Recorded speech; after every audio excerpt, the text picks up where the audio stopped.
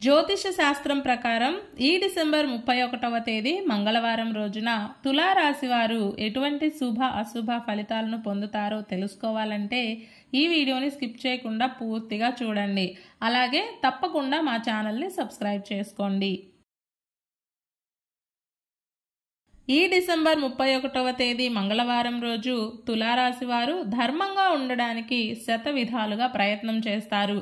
ఎక్కడా కూడా అధర్మానికి పాల్పడరు. అబద్ధం చెప్పడం కానీ, ఎదుటివారిని నిందించడం కానీ, మీకన్నా తక్కువ స్థాయిలో ఉన్నవారిని కించపరచడం కానీ అస్సలు చెయ్యరు. పైగా శత్రువులను సైతం మిత్రులుగా మార్చుకోవడానికి ప్రయత్నం చేస్తారు.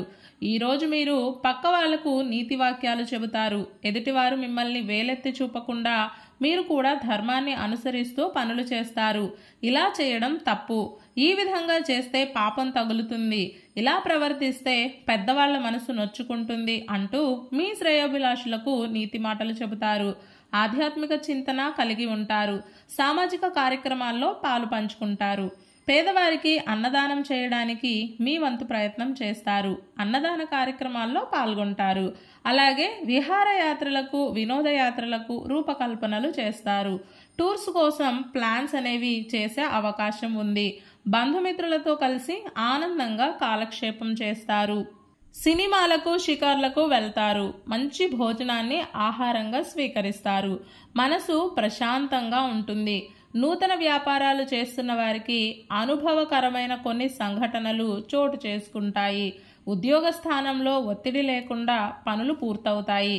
మొత్తం మీద చెప్పాలంటే ఈరోజు తులారాశి వారు చాలా బిజీగా కాలాన్ని గడుపుతారు. కొంచెం ఇష్టం మరియు కొంచెం కష్టంతో అన్ని పనులను పూర్తి చేస్తారు.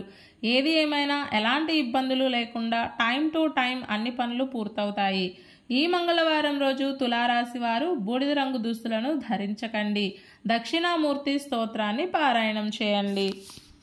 ఈ మంగళవారం రోజున ఉన్నటువంటి తిథి పాడ్యమి, నక్షత్రం పూర్వాషాఢ నక్షత్రం, రాహుకాలం మధ్యాహ్నం 3 గంటల నుండి 4 గంటల 30 నిమిషాల వరకు, యమగండం ఉదయం 9 గంటల నుండి 10 గంటల 30 నిమిషాల వరకు.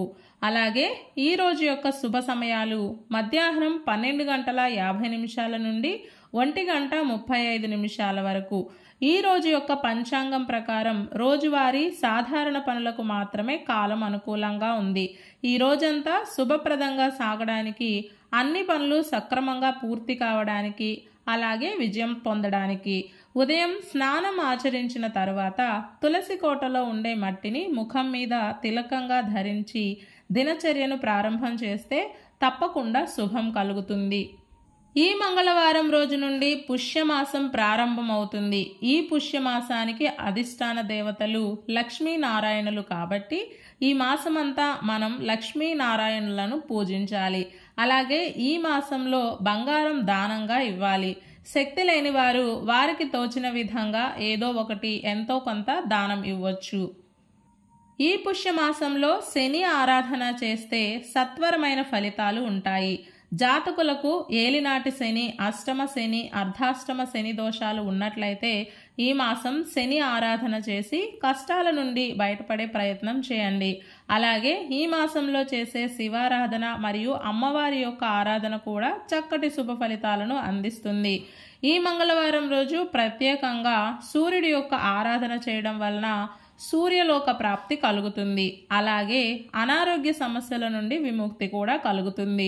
ఈ మాసమంతా సూర్యనారాయణమూర్తిని ఆరాధన చేసి ఒక్క పూట భోజనం చేసి సూర్య సహస్రనామ స్తోత్రాలను పారాయణ చేస్తే ఎలాంటి మొండి రోగాలు ఉన్నా కూడా అవన్నీ తొలగిపోతాయి.